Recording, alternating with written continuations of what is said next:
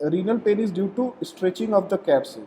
Due to stretching of the capsule, this is felt as a dull aching and constant ache, and there is a particular angle which is known as renal angle. This angle is known as renal angle, which lies at outer border of the erector spinae muscle and the lower border of the 12th rib.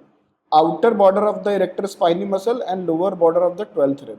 So this angle is known as renal angle, and patient will feel a dull aching and pain here, and sometimes the patient may come with hand keeping like this, thumb in front and all the four fingers back and pressing on that area. So it is basically caused by the distension of the renal capsule rather than any muscular contraction. So renal colicky is a misnomer because there is no muscular tube.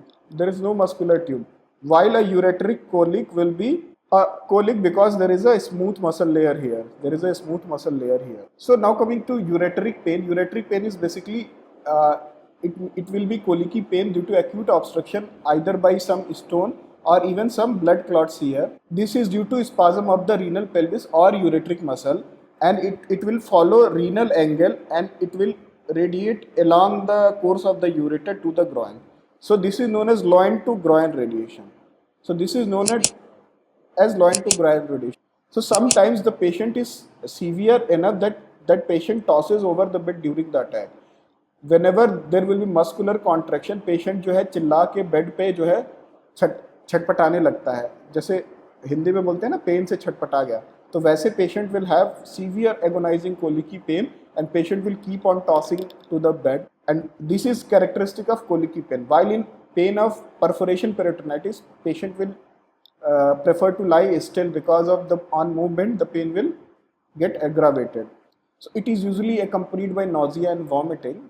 So there is a variation in upper ureteric stone or upper ureteric pain versus lower ureteric pain. Upper ureteric pain usually radiates to the testes or labia majora because of the common innervation of T11 to T12. So radiation occurs like this to the testicle or labia majora.